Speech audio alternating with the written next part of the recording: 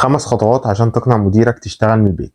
أول حاجة قيمتك في الشركة، يعني لو أنت شاطر وبتضيف قيمة في الشركة فنسبة إن مديرك يوافق تكون كبيرة، إنما لو أنت على الله ومعتبر الشركة عربية عم أحمد بتاعة الفول تروح تفطر فيها وخلاص، فغالبا مديرك هيتكلك على السين. مع السلامة يا محمد. وإن ممكن تزود من قيمتك دي عن طريق إن أنت تطلب من مديرك يرشحك لتدريب معين في الشركة، أو حاجة هتاخد وقت وهتضيف لك قيمة، بمعنى أصح إن هو يستثمر فيك، وده هيديك وزن ويقوي موقفك ويخلي إن فكرة إن أنت تمشي من الشركة مش سهلة. تاني حاجة إنك تطلب من مديرك أجازة طارئة، ويكونوا 3 و4 عشان هما في نص الأسبوع وبعيد عن أجازتك العادية. كمان تقول له إن أنت لو عرفت تخلص شغل في البيت ممكن تعمل كده. تيم بيقولك ان في اليومين اللي انت قاعد فيهم في البيت ان انت هتحاول تخلص شغل على قد ما تقدر اكتر بكتير من اللي انت بتخلصه في المكتب، وبرضه تشوف انتاجيتك من البيت عامله ازاي. شوف الجزء اللي فات لو ما شفتوش عشان الانتاجيه اكبر. تالت خطوه تسجل الحاجات اللي انجزتها بحيث تكون دليل قدام مديرك ان انت بتعرف تحقق حاجات في البيت. وخلي بالك من حاجه، انك وانت بتقدم له الفكره ما تكلموش على اساس ان هي من اهدافك الشخصيه، لكن قدمها له كانها فكره هتفيد الشركه، انتاج عالي تكلفه قليله، خصوصا لو الشركه بتوفر حاجات زي المواصلات وغيره.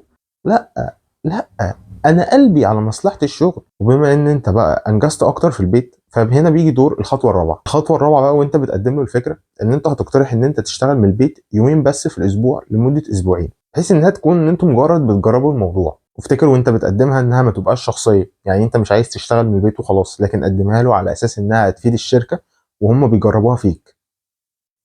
في نفس الوقت انت بتقول له يومين في الاسبوع، بحيث ان هو لو رفض فانت ممكن تتفاوض معاه ان هو ممكن يبقى يوم واحد في الاسبوع حتى. وتم في الكتاب بيقول لك ان حاول تخليك حريص تماما ان انت تحقق شغل في البيت اكتر بكتير من اللي بتحققه في المكتب، بحيث تكون الايام اللي انت بتشتغل فيها من الشركه انتاجيتك اقل. بعد كده تحدد ميعاد مع مديرك بحيث انه يشوف ان انت انجزت قد ايه. بعد كده بتطلب منه اسبوعين كمان تجربه، بس انه يزود عدد الايام اللي هتشتغل فيها من البيت ل4 ايام. لو مديرك وافق فانت سهل بعدين انك تقترح ان انت تثبت ال4 ايام دول. بس ممكن مديرك يكون عنده تخوفات ويقول لك انت مش عايز تشتغل معانا. ابدا والله، لا سمح الله، انا خايف على مصلحه الشركه. او يقول لك افرض باقي الموظفين عايزين برضو يشتغلوا من البيت. تيم بيقول لك ان انت وقتها ممكن تقول له انك كنت بتفكر تسيب الشغل عشان الضغط والمشتتات، وانك لما جربت تشتغل من البيت لقيت نفسك بتحقق اكتر وحاسس براحه. تاني حاجه قول له ايه المشكله لو باقي الموظفين عايزين يشتغلوا من البيت، بس الاول لازم يثبتوا ان هم بيحققوا انجاز اكبر في البيت. هتقلل التكلفة على الشركة بكتير مع تحقيق شغل أكتر. وده كان بريف في رغيف للجزء الثالث من كتاب The 4 Hour Work Week لتيم فيرس. لو عجبك الفيديو منشن لصاحبك قول له الكلام على إيه، بس خلي بالك لما مديرك يشوف الكومنت والخطة تتقفش